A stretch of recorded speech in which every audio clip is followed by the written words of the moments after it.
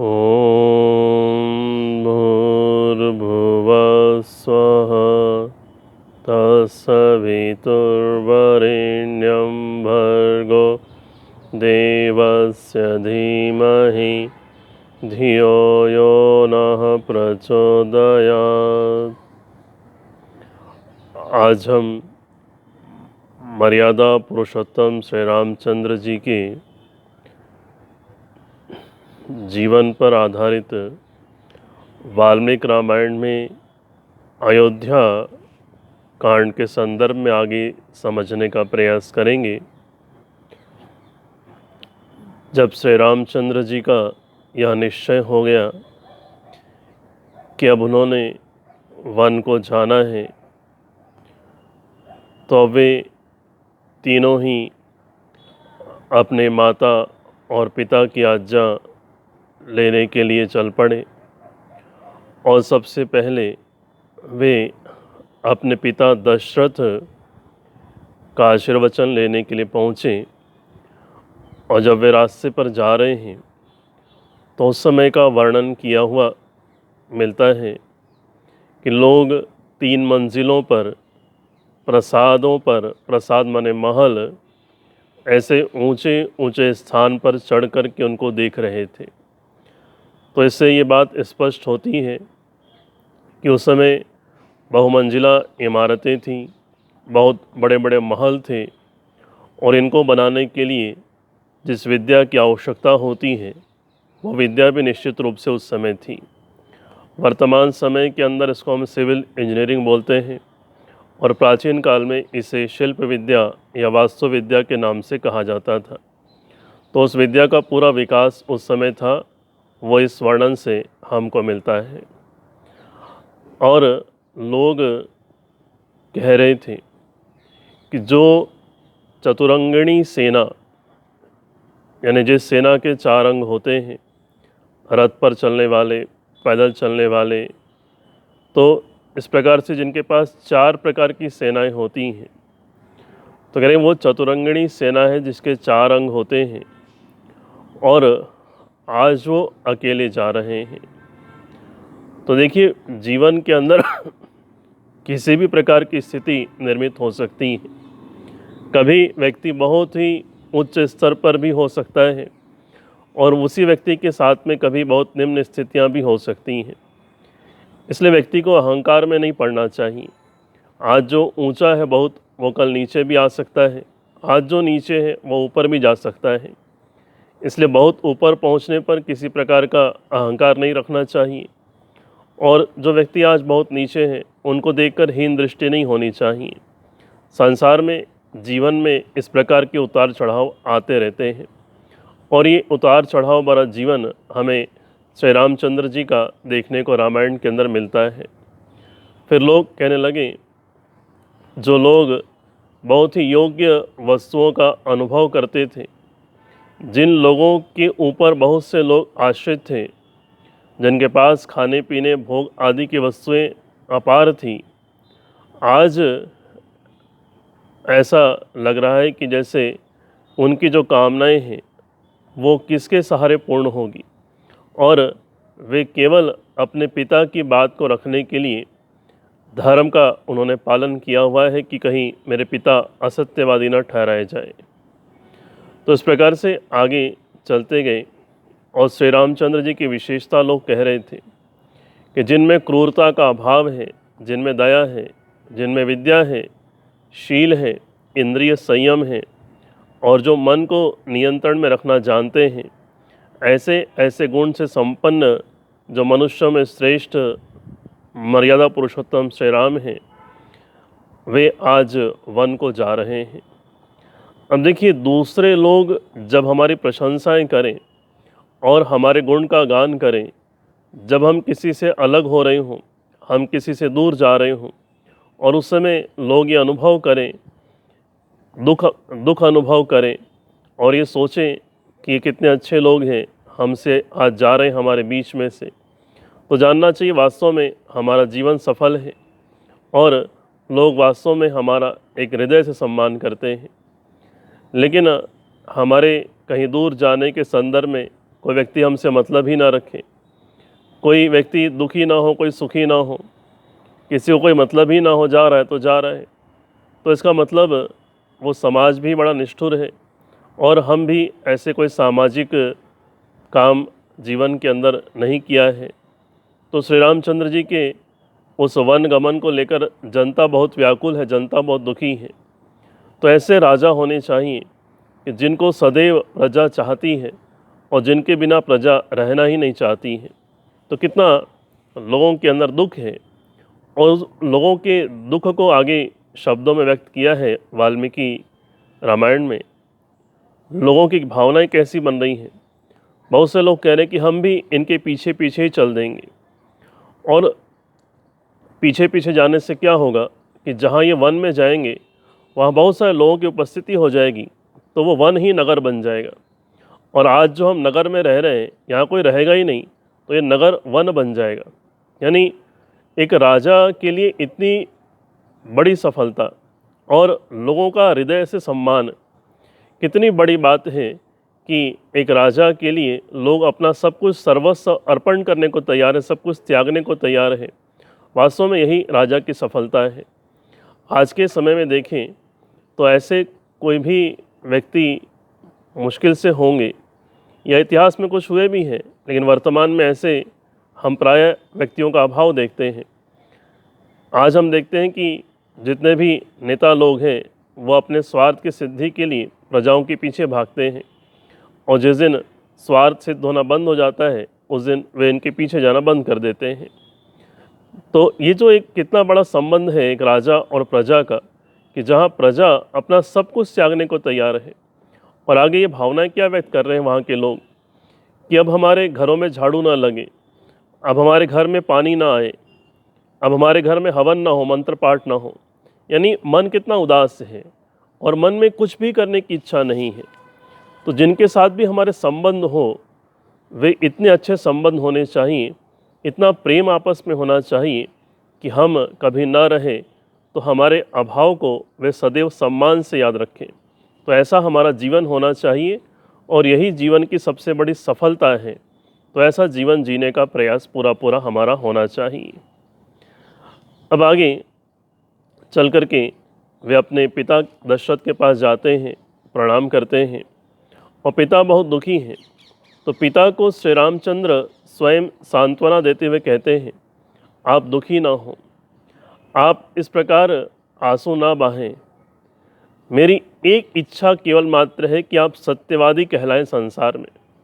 कोई ये ना है कहे कि देखो दशरथ पिता की इच्छा थी और पुत्र ने उनको सत्यवादी नहीं ठहराया। दशरथ राजा मिथ्यावादी हुए, झूठ बोलने वाले हुए, जो उन्होंने वचन दिए थे उन वचनों को पूरा नहीं किया। इसलिए श्री राम कहते हैं, मैं आपके वचनों को मिथ्या नहीं सिद्ध कराना चाहता लोक में। तो ये कितनी बड़ी बात है एक पिता के प्रति एक पुत्र के मन में, कि अपने पिता को झूठा सिद्ध नहीं करवाना है और पिता को सच्चा सिद्ध करवाना है।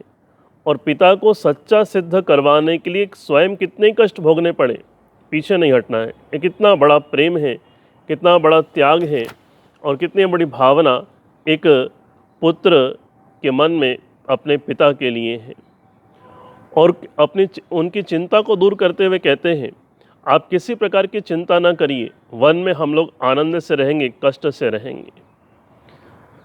और इसी बीच में सुमंत जो दशरथ राजा के मंत्री थे, उन्होंने कैकेयी को बहुत समझाया, और जो बातें समझाई उनमें से 2-3 बातें बड़ी काम की हैं। उन्होंने कहा कि राजा दशरथ को तुम अपने कर्मों से दुखी कर रही हो। यानी हम ऐसे कर्म करें जिससे कोई दूसरा परेशान हो, दुखी हो, ये अच्छी बात नहीं होती है।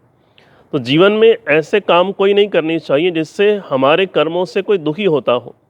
हमारा अपना, हमारे पिता, हमारे माता, हमारा भाई बहन, मित्र, जो भी हमारे अपने हैं, वे अपने हमारे कर्मों की वजह से परेशान ना हो। कई लोगों का ऐसा स्वभाव होता है कि दूसरे को परेशान करने में बड़ा आनंद आता है उनको। तो ये स्वभाव अच्छा नहीं है, ऐसे स्वभाव को त्यागना चाहिए।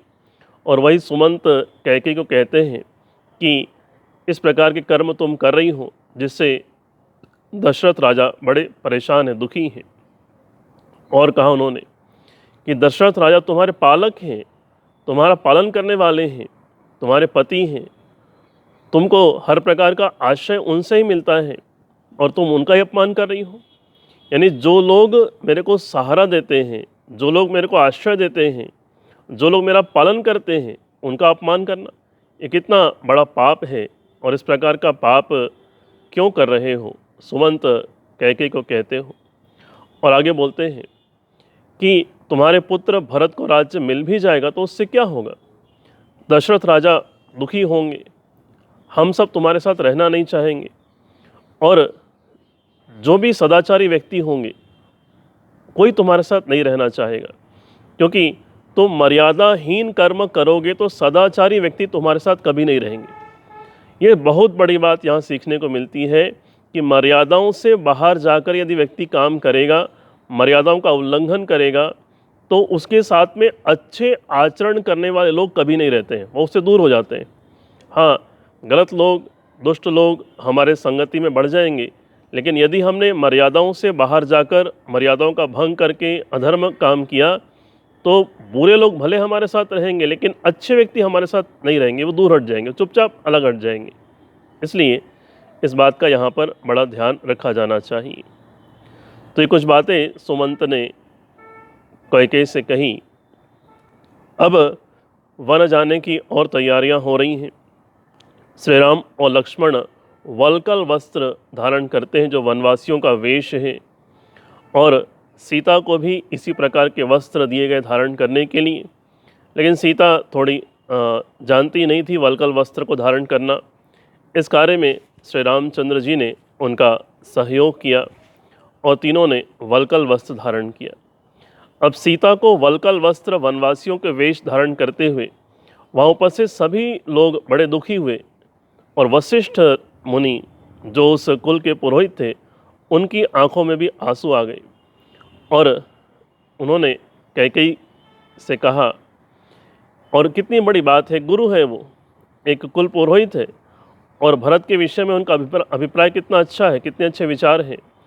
वे कहते हैं इस प्रकार जो राज्य दशरथ राजा भरत को देंगे तो वे भी स्वयं इस राज्य को कभी स्वीकार नहीं करेंगे। कितनी बड़ी बात एक कुल पुरोहित ने भरत के विषय में कही। और कोई भी विश्वासपूर्वक हमारे विषय में कोई बात कहता है तो वो हमारे अच्छे आचरण की वजह से ही कहता है। तो ये बात कहने के बाद में वल्कल वस्त्र सीता ने धारण कर लिए। अब जाते समय उपदेश, ये एक हमारी परंपरा है, और आज भी ऐसा हमारे घरों में होता है कि जब हम बाहर जा रहे होते हैं किसी भी काम के लिए तो बड़े हमको उपदेश करते हैं, समझाते हैं कुछ चीज़ों को, और वो उपदेश बहुत प्यार से सुनना चाहिए। भले उन बातों को हम जानते होंगे फिर भी हमें सुनना चाहिए। ये हमारी एक संस्कृति है, ये हमारी एक परंपरा है। कई बार ऐसा मन में खींच उठती है और सुनने की इच्छा नहीं होती, क्या बार बार वही बात बोलते हैं, जानता नहीं हूँ क्या मैं। लेकिन जानते हुए भी उस बात को पुनः स्मरण करवाने के लिए कहा जाता है। ये बड़ों का कर्तव्य भी होता है और छोटों का कर्तव्य है कि बड़े प्रेम से उन बातों को सुने। वहाँ अब कौशल्या माता सीता को उपदेश देती है और दुष्ट स्त्री और अच्छी स्त्री इनके बीच में भेद समझाती है। हालांकि स्त्रियों का प्रसंग है इसलिए स्त्री की बात की गई है, लेकिन इसको हम दुष्ट स्त्री न लेकर दुष्ट मनुष्य कहें और अच्छा मनुष्य कहें तो भी कोई दोष नहीं है। हम ऐसा भी समझ सकते हैं मुख्य रूप से दुष्ट स्त्री और अच्छे स्त्री के विषय में कहा गया, लेकिन हम उसको दुष्ट पुरुष और अच्छे पुरुष के साथ भी जोड़ सकते हैं। क्या कहा कि वह स्त्री या वह व्यक्ति जो पहले तो सुख भोग लेता है और आपत्ति पड़ने पर अपने पति को छोड़ के भाग जाता है या अपने मित्र को छोड़ के कोई भाग जाता है कि पहले तो आराम से मज़े किए, सुख लिया, सब कुछ खाया पिया, और जैसे कोई समस्या आई तो छोड़कर भाग गया। कि ऐसा व्यक्ति या ऐसा स्त्री जो है वो अच्छी नहीं होती, वो दुष्ट होती है। ऐसे ही संकट के समय जो पति का अपमान करे या किसी व्यक्ति का अपमान करे, समस्या आने पर उसको उल्हाना दे, व्यंग करे और मजाक उड़ाए, तो ऐसा जो स्त्री है, ऐसा जो व्यक्ति है वो अच्छा नहीं माना जाता है। और का जो झूठ बोलता है फिर कहा छोटी सी बात को लेकर के थोड़े देर में ही जो गुस्सा हो जाता है, ये छोटी सी बात है, कुछ बात नहीं हुई है, बड़ी छोटी छोटी बात में व्यक्ति गुस्सा होते हुए देखा जाता है। तो ऐसे छोटी छोटी बात में लेकर के माता पिता ने एक छोटी सी इच्छा पूरी नहीं की, ये चॉकलेट ला के नहीं दिया, बस उसी में ही गुस्सा होकर व्यक्ति बैठ जाता है। तो एक बहुत छोटी छोटी बातों में गुस्सा होकर के बैठ जाना ये अच्छे व्यक्ति का लक्षण नहीं है।